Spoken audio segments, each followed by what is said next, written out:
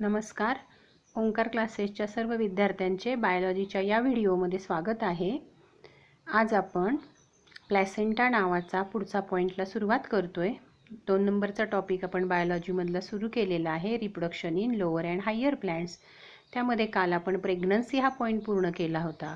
Pregnancy म्हणजे गर्भधारणेचा कालावधी की जो ह्यूमन बिईंगमध्ये साधारणतः 9 महिने असतो. त्याचे 3 भाग केलेले असतात, फर्स्ट ट्रायमिस्टर, सेकंड ट्रायमिस्टर आणि third ट्रायमिस्टर.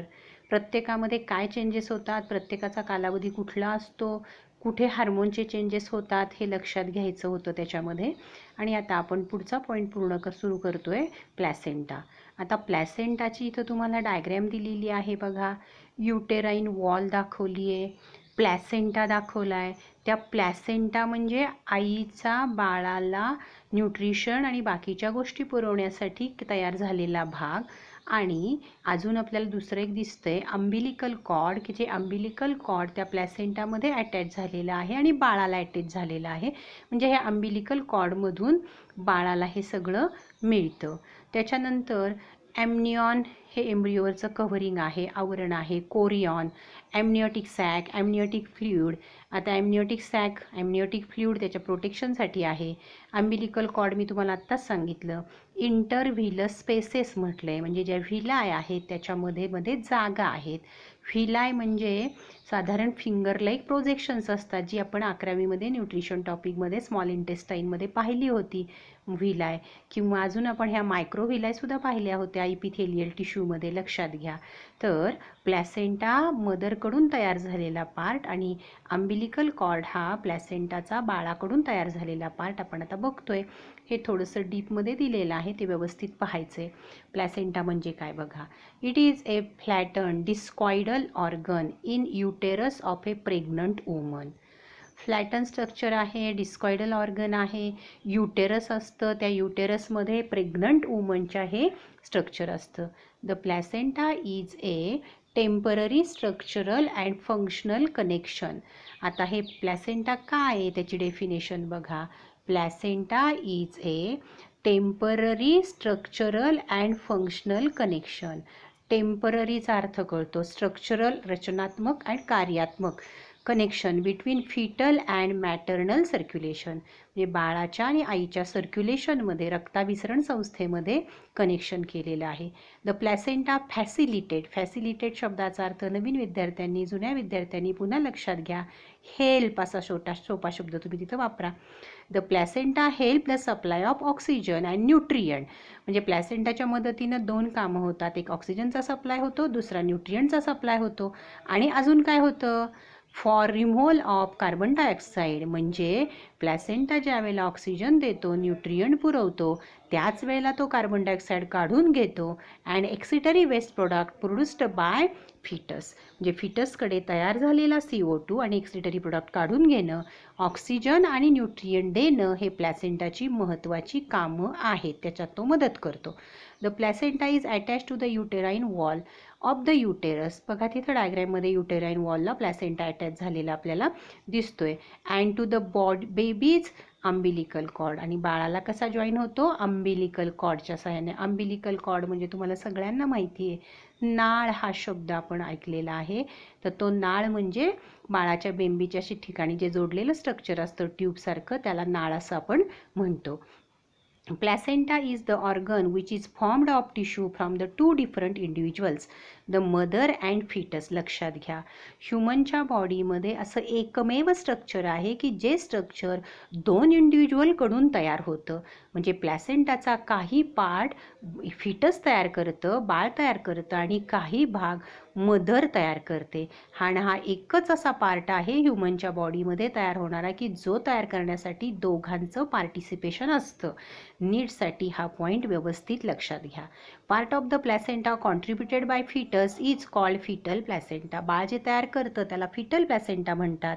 And it is the chorionic villi. ते काय असतं, chorionic villi. The other part म्हणजे जो आईने तयार करायचा आहे, which is rich in blood shared by the mother. आईने तयार केलेला पार्ट आहे, त्याच्यामध्ये ब्लड भरपूर सप्लाय केलेलं असतं. It is a part of uterine wall. आपण मग अशी डायग्रॅममध्ये बघितलं. Termed as maternal placenta.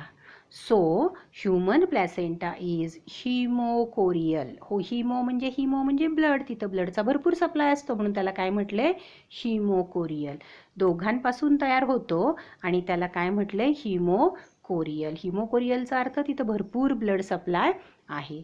The umbilical cord is formed of 3 blood vessels. Umbilical cord ही 3 ब्लड व्हेसल्सपासून तयार होते, ज्याला आपण नाळ असं म्हटलं. ऑफ दिस 3 ब्लड व्हेसल, त्यापैकी कुठल्या आहेत बघा, 2 R small arteries, 2 small arteries असतात, which carry blood towards the placenta, ज्या प्लॅसेंटाकडे ब्लड वाहून नेतात.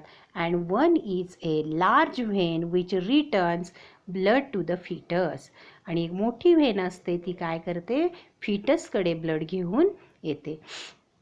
The placenta act as an endocrine tissue. लक्षात घ्या आता परत इथं काय म्हटले, प्लॅसेंटा कशाचं काम करतो, एंडोक्राईन टिश्यू. एंडोक्राईन या शब्दाचा अर्थ काहीतरी सिक्रीट करणारी ग्लँड. सिक्रीट करणारी ग्लँडचा जो प्रकार आहे त्याला आपण एंडोक्राईन असं म्हटलं. And produces hormone. कुठला हार्मोन सिक्रीट करतो, HCG. HCG म्हणजे human chorionic gonadotropin, progesterone, oestrogen, हे 3 हार्मोन सिक्रीट करतो. आणि काय, while relaxin is secreted by ovary in later phase of pregnancy. आता लक्षात घ्या, प्लॅसेंटा एंडोक्राईन टिश्यू आहे, तो 3 हार्मोन सिक्रीट करतो, HCG, प्रोगेस्टेरॉन आणि इस्ट्रोजेन. मात्र इथं काय म्हटले, रिलॅक्सिन मात्र कोण तयार करतं, ओव्हरी तयार करते in later phase of pregnancy, म्हणजे प्रेग्नन्सीच्या नंतरच्या काळामध्ये.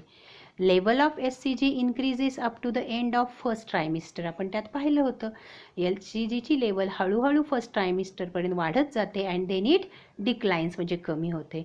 Bye the end of first trimester progesterone is produced by placenta. म्हणजे ट्रायमिस्टरच्या पहिल्या एंडच्या वेळेला, म्हणजे पहिल्या 3 महिने संपत असताना प्रोगेस्टेरॉन जो आहे तो नंतर कोण सुरू करतं तयार करायला, placenta. These hormones are required for foetal growth and maintenance of pregnancy.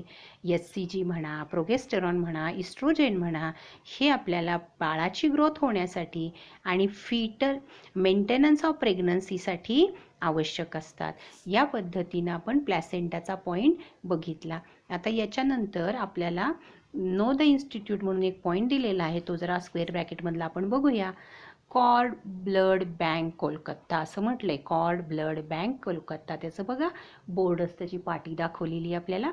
India's first government run cord blood bank at Kolkata was established in 2001 and is accredited by AABB.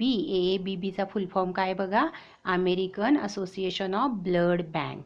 The cord blood bank functions according to the central and state government policies. म्हणजे ही blood bank कोणाच्यानुसार काम करते, central government आणि state गव्हर्नमेंटनी दिलेल्या policies, rules आणि गाईडलाईन्सनुसार काम करते.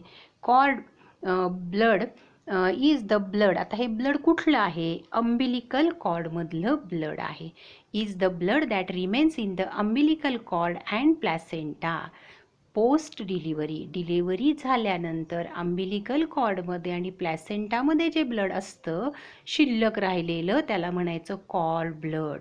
Cord blood banking is the process of collecting the cord blood, extraction and cryogenically preserving for its stem cells and other cells of the immune system for future potential medicinal use. समजून घ्या, हे जे blood आहे हे काढून घेतलं जातं, extraction केलं जातं, क्रायोजेनिकली प्रिझर्व्ह केलं जातं, म्हणजे कमी तापमानाला आपल्याला ते प्रिझर्व्ह करायचं आहे. कशासाठी प्रिझर्व्ह करायचं आहे, त्याच्यामध्ये असलेल्या स्टेम सेलसाठी आणि बाकीच्या इम्युन सिस्टीममधल्या ज्या सेल्स आहेत त्याच प्रिझर्व्ह करायच्यात. आणि हे कशासाठी करायचं आहे की पुढं त्याचा फ्युचरमध्ये आपल्याला मेडिकल यूज करायचा असेल म्हणून. Cord blood is rich in stem cell. त्याच्यामध्ये भरपूर स्टेम सेल्स असतात. That can transform into all sorts of blood cell. म्हणजे ह्या स्टेम सेल ब्लड सेलच्या वेगवेगळ्या सेल तयार करू शकतात. म्हणजे ब्लडमध्ये जसं RBC, WBC वेगवेगळ्या सेल्स असतात, त्याच्यात पुन्हा वेगळे प्रकार असतात, तर त्या सेल्स ह्या तयार करू शकतात. They can be used to treat diseases that harm the blood and immune system.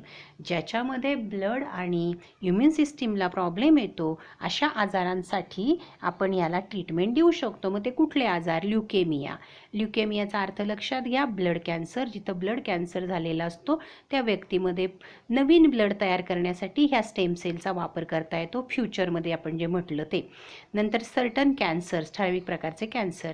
Sickle sale anaemia नावाचा एक आजार आहे, तो आपण पुढच्या टॉपिकमध्ये शिकणार आहोत. अँड सम मेटॅबॉलिक डिसऑर्डर्स, आणि काही मेटॅबॉलिक डिसऑर्डर्स असतील त्याच्यामध्ये आपण ह्या कॉर्ड ब्लड बँकेच्या साह्यानं, स्टेम सेलच्या साह्यानं पेशंट बरा करण्यासाठी त्याचा उपयोग करणार आहे. आता पुढचा पॉईंट काय बघा, ऑलवेज रिमेंबर आपल्याला म्हटले, आपण हार्मोनचं नाव आहे बघा, HCG आपण बघितलं, ह्युमन कोरियानिक गोनॅडोट्रॉपिन. आता HPL आहे, ह्युमन प्लॅसेंटल लॅक्टोजेन असं त्याचं नाव आहे. Relaxin are produced in woman only during pregnancy. आता इथे तुम्हाला प्रश्न येऊ शकतो, which of the following hormones are generally produced in woman during pregnancy. म्हणजे तुम्हाला ही दोन नावं लक्षात ठेवावी लागतील, HCG आणि HPL. HCG आता बऱ्याच वेळा झालं, HPL इथं पहिल्यांदाच आलं आहे. पण HPL म्हणजे काय बघा, ह्युमन प्लॅसेंटल लॅक्टोजेन. लॅक्टोजेन म्हणजे पुन्हा बाळाची म्हणजे मुलाची डिलेवरी ज्या वेळेला होणार आहे, ते डिलेवरी झाल्यानंतर मातेकडून मुलाला फिडिंग करण्यासाठी जे मिल्क तयार होतं त्याच्या संबंधित हा हार्मोन आहे. अशा पद्धतीनं आपण आता फक्त एकच पॉईंट पूर्ण केला, नंतरचे पॉईंट समजायला थोडेसे अवघड आहेत.